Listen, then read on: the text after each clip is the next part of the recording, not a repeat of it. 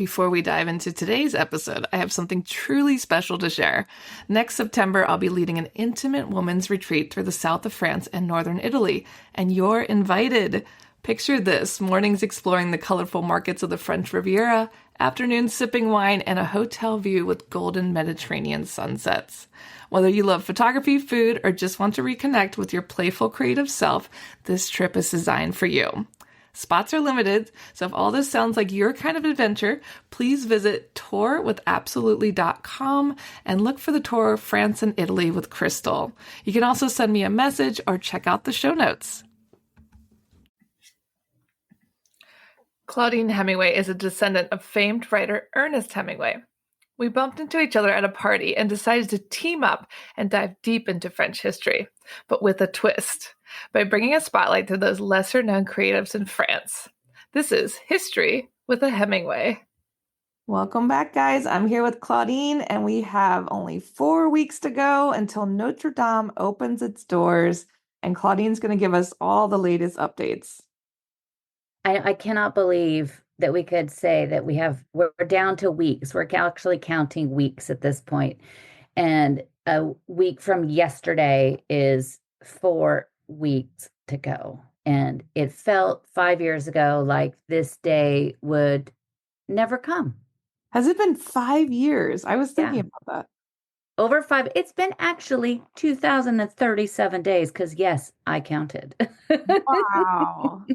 Well, now there's the internet, so you just say April 15th to November 11th. Wow, good for you. But I thought I was going to have to count, but 2,037 days since the fire at Notre Dame, which is just, it's crazy to think. And it's so exciting to see it. And I have been going down every Sunday and making a video the last few weeks and putting it on my YouTube. So we'll put links in that in the notes. But it's been great because I've been going down and kind of giving a little visual update. So check that out to go with this episode. And it'll be fun looking back later on that.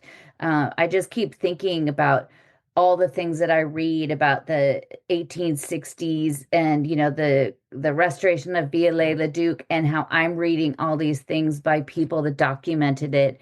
And it just dawned on me a few months ago that that's kind of what I'm doing now as well. So, and quite a few other, everyone's doing this, but yeah, it's pretty exciting to be documenting this stage in the big chapter of the life of the cathedral. Exactly. People look back on your sayings one day, like 1,000 years from now. Maybe. I mean, back then, by then they'll probably, nobody will be reading anymore. We're getting to that point now already that people will just, push a button and it'll tell them. Exactly. And that's it.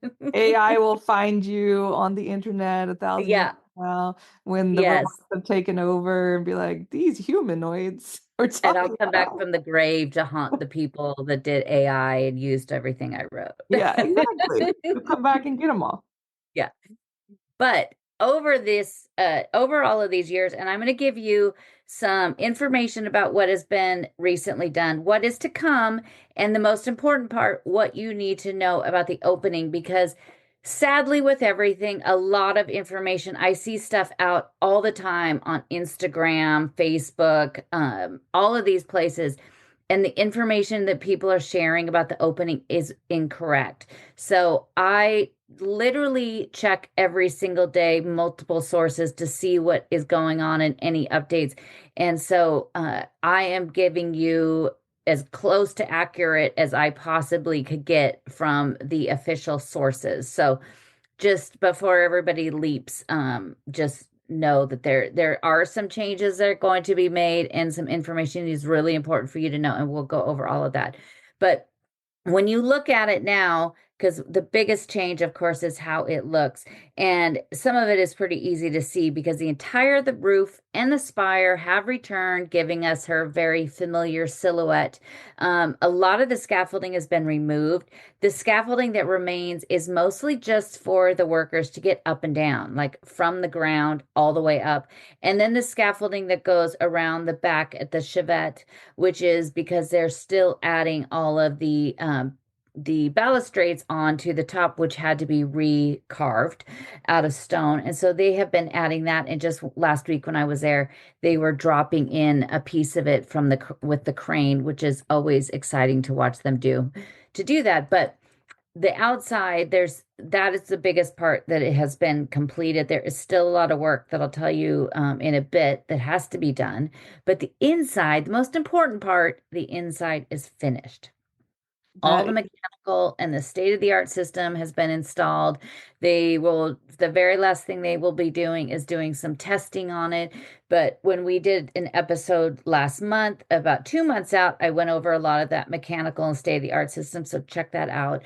The grand organ, it's already tuned and ready to go, but the smaller choir organ did not survive. And this is the first time I've found anything about it, was that it did not survive the fire. So the box that created it, for the most part, was okay, that Viollet-le-Duc had created for it.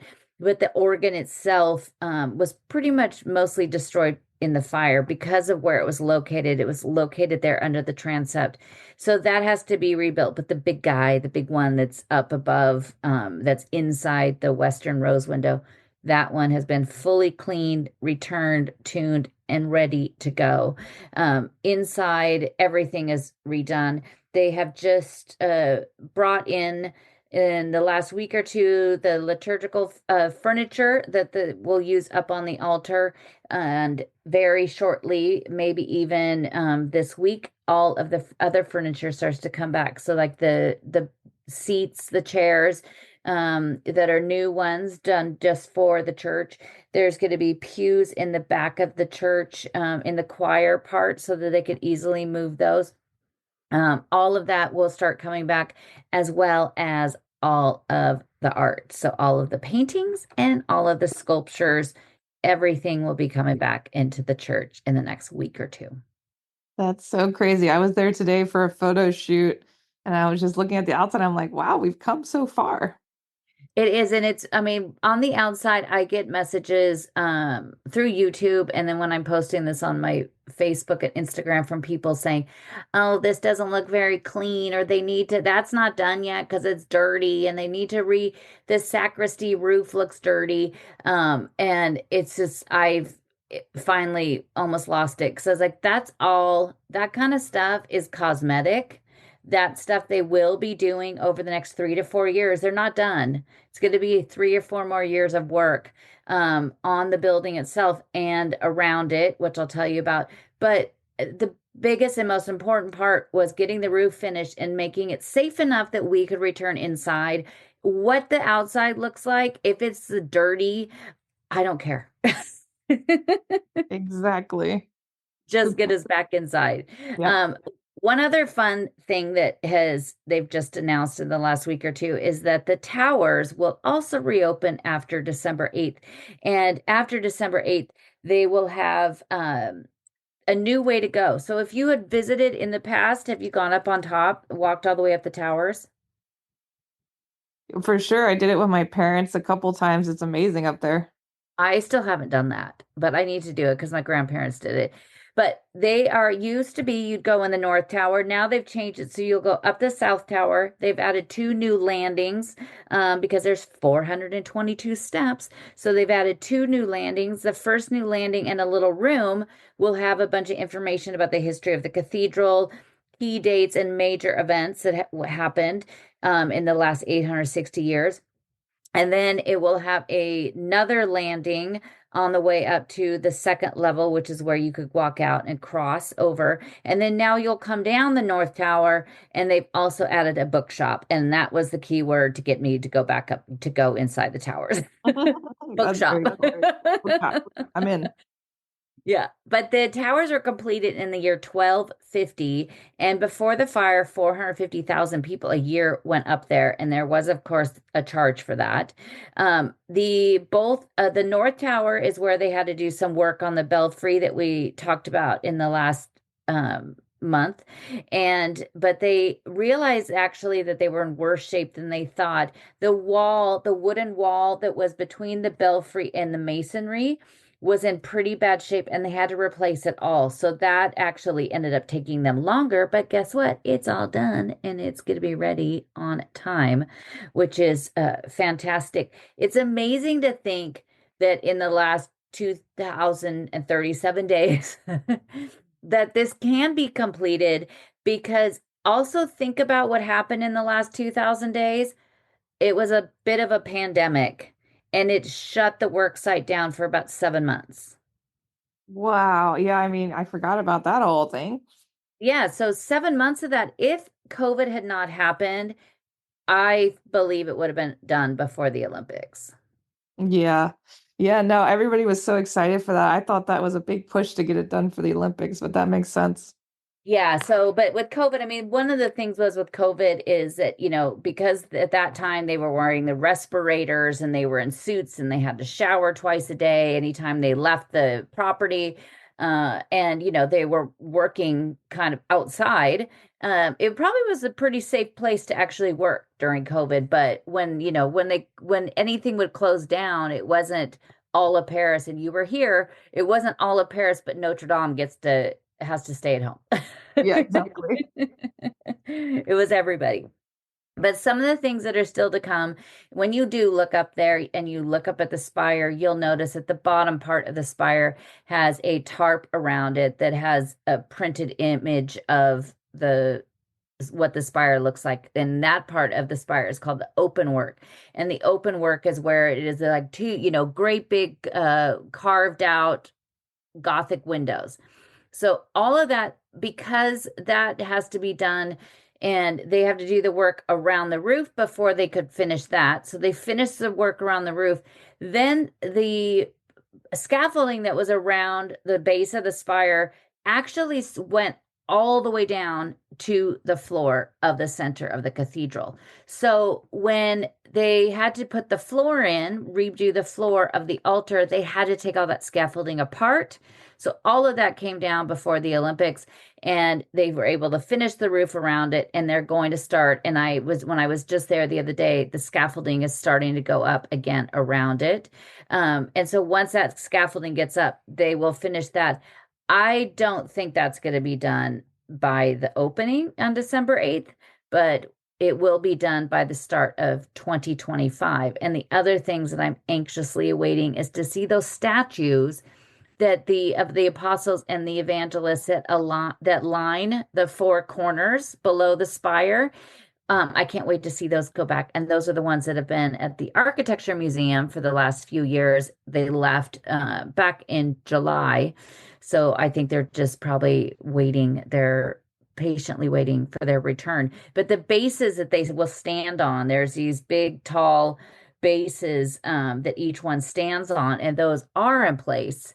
So that is very exciting. And hopefully they'll announce when they are doing that so that we could race down there and watch them flying through the sky on a crane and put into place. That would be really wild to watch flying angels over the church. Flying angels. Oh, I think I'd just cry.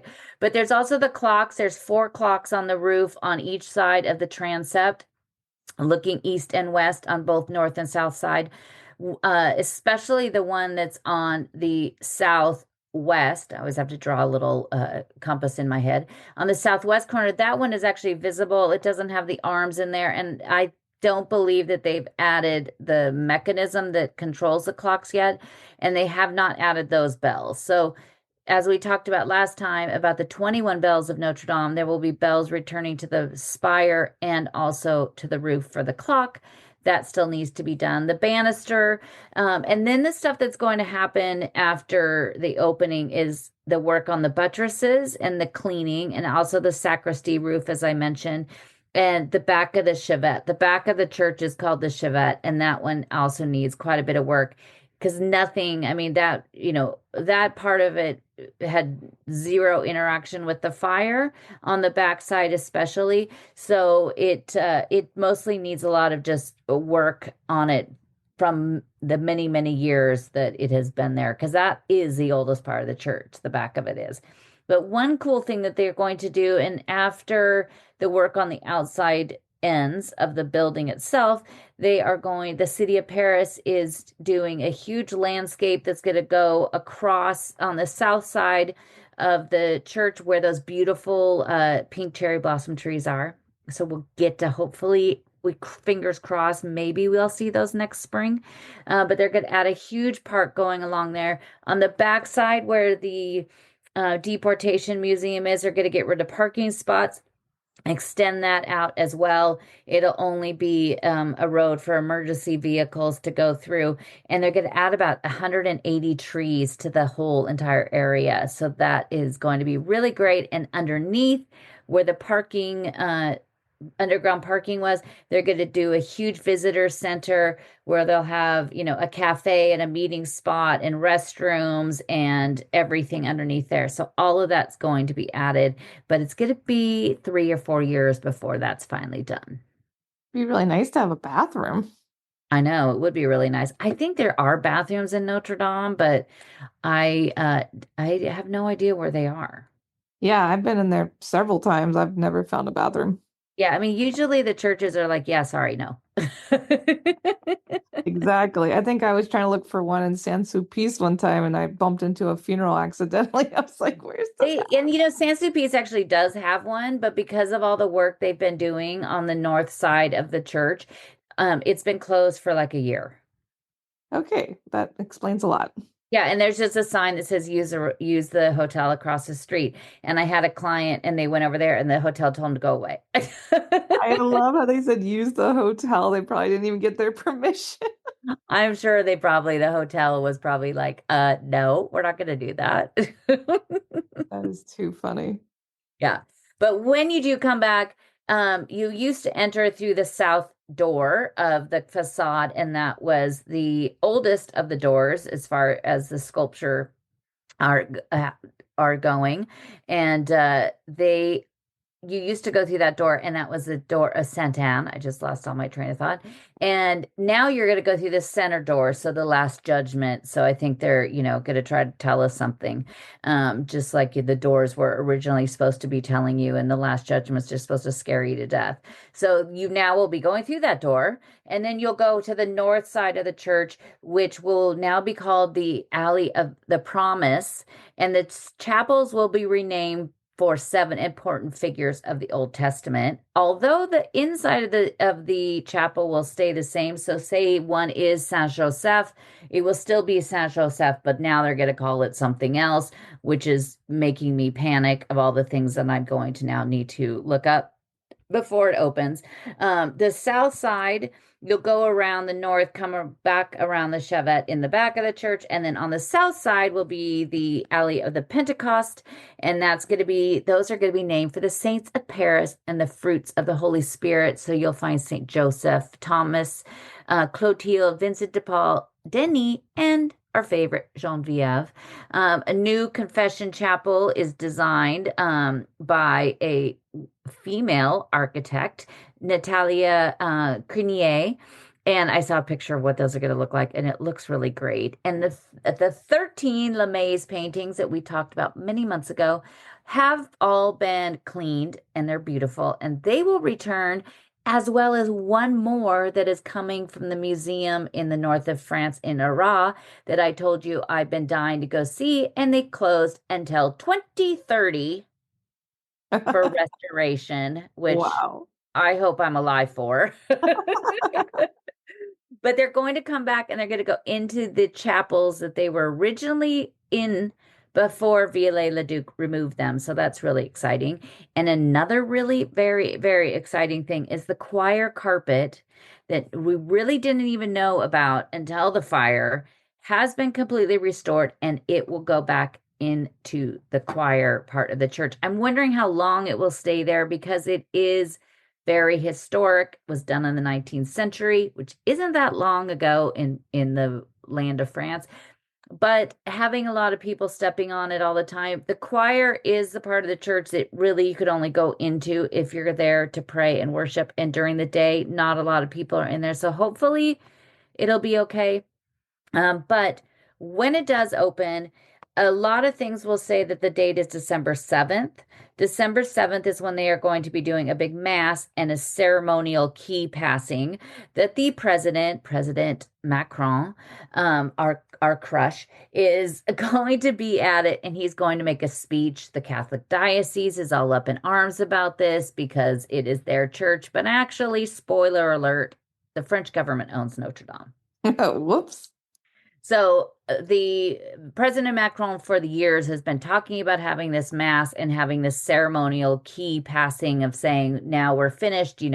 My love, Philippe Villeneuve will be there. All of these people saying, we've now passing this back to the church.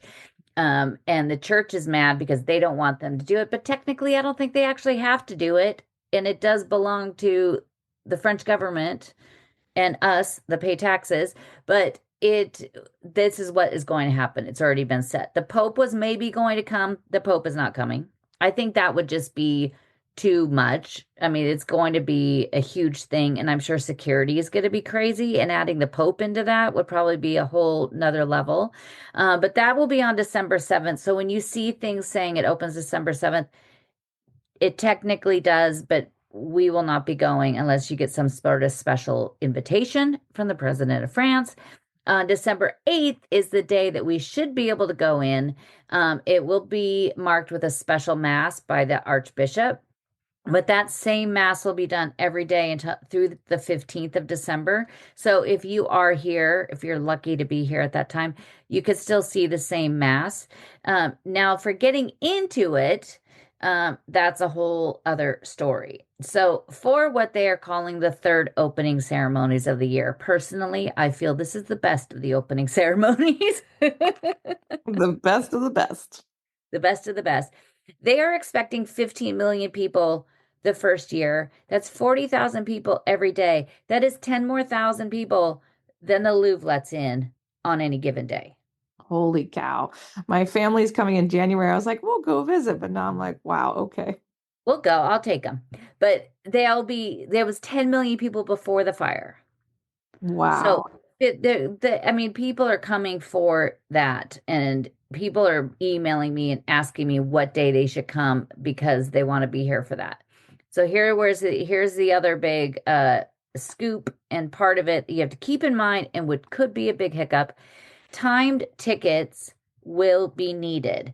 They will be 2,500 of them will be every 15 minutes. So they will be in 15-minute increments. But they are also saying that if you are coming and you want to just come and pray or come to mass or come to worship, you can come in. There'll be your line just for that, but you might have to wait a bit. And I don't know how they're going to police that to make sure that those people really are just there to pray. But even if you are just there to pray, you should be able to walk around and look at the church anytime you want. The bookings of these tickets should be free, but the Minister of Culture, she wants to implement a €5 ticket because that €5, could lead to 75 million at the end of the year. And they want to use that money on other churches throughout France. But of course, the diocese was not very happy with that. And it's one of those things, like, I kind of see both sides of it. And I've had a lot of people messaging me and asking me what I thought. I don't think they should do it. I think if you do it, do a very, you could do a strongly suggested donation. Maybe it's just €1. I mean, if they just did it where everybody had to do a €1 donation when you walk in the door for the upkeep of the church, I don't think that's a big deal. But doing it where it's a ticket when it's technically a church. Saint-Chapelle is not a church anymore, and that's a ticket. Saint-Denis, if you want to go to the Basilique Saint-Denis, if you want to go to where all the tombs are, you pay for that, but you don't pay to go into the worship part of the church. I just think it leaves kind of a bad message when it is still an actual church of worship. Yeah, definitely. Yeah, not cool. No, but she's also, this is the Minister of Culture that wanted to be the mayor of Paris, and she says she's going to vote next year, and she's just trying to do anything she can against the actual mayor of Paris that nobody likes. But it's one of those things. I think it's also for a little bit of, clickbait and getting the attention out there. And it would be one thing if it's going to be money going towards Notre Dame. I think it's nice to say it's going to go to other churches in the country, but at the same time, I think you're going to lose people on that argument. Yeah, I don't know if that's going to work out. Also, what's going on with the rings on the Eiffel Tower? I thought they were putting them back, but I haven't seen them. No, well, they had to take them down, and then she wants to put them back up, but nobody wants her to. So Well, I I think hope it's they in a don't. stalemate. Oh, good. I'm glad they don't do it. But I mean, Hotel de Ville still has all of its stupid Olympic stuff on it. It's like we've turned the page. Let's just go. Like, let's just keep moving forward. There's still banners in the city for the Olympics, and it's like it's November. Yeah, yeah, let's move on. Let's just move on. I don't, she wanted to keep the rings on there until 2028, Wow. Yeah, no, which thank you. is, I can understand if she put them up there in 2020. And then when, at the end of the last Olympics, and then it's like, okay, now the next 4 years, that makes more sense. But now it's like it's over and done with. Everybody has moved on but her. Yeah, yeah, let's move on. We're done. Yeah. So for the tickets, and be very, very careful about this. There's already been a bunch of scam websites created. The official ticket website of Notre Dame will be live at the end of November, beginning of December. And these tickets, you will only be able to get your tickets the day of or the day in advance. That's it. So hopefully they're figuring out a way to do that so it's not just like the catacombs and Eiffel Tower, which just get swallowed up. But also, there will be no large groups over 10 people in the church until after June of 2025. Wow. Okay, that's a while. That's a while, but it's not going to stop people from just going on and booking a bunch of time slots together. Yeah, definitely they'll do that. Yeah. But they will also be having a new app that's going to be created for it, which is really fantastic as well. It's going to have walking routes and history and information all about what you're seeing in the church, and I can't wait for that. So it's going to be really fantastic because I think they, especially from a historical point of view, it was already before the fire. Every chapel had a fantastic plaque with every detail about the windows and who designed them and the story and everything, and every sculpture and painting and every little tiny reliquary. It was all written down on these chapel plaques, which I have pictures of, an entire notebook filled with the information. Now it's going to change, but I think that's what's really exciting. So, if you are coming and you're coming to that, and also if you want to go, and my tours are private and just only a couple people, and you want to go and get all of the information, December is getting busy, but it is also one of those things where we could select the date and hold on to it, and we might not know until the day before if we could officially get in there. Yeah, it's going to be a roll of the dice. Gonna be roll the dice, but it's going to be very exciting. And so also make sure you're following me on Instagram or Facebook, and check my stories every day because I am trying to go down there as often as I possibly can. And it's really exciting because one day the fence was down and a smaller fence was made, and another day the gate was open and you could see the entire front of it. It's all almost empty now because they've been relaying the stones in front, and it's going to be a little bit of a different layout. The stones in the ground, on the actual courtyard. That's what they've been doing. So that should actually be done any day now. So it's just really exciting to see just how quickly it's changing and will in the next 4 weeks. Yeah, guys, definitely stay tuned and head on over to ClaudineHemingway.com to learn more, and we'll keep you guys updated. Thanks for listening today, guys. If you're interested in learning more about Claudine, her tours, history, and the beautiful photographs that she posts all over Instagram, tune into her website, ClaudineHemingway.com.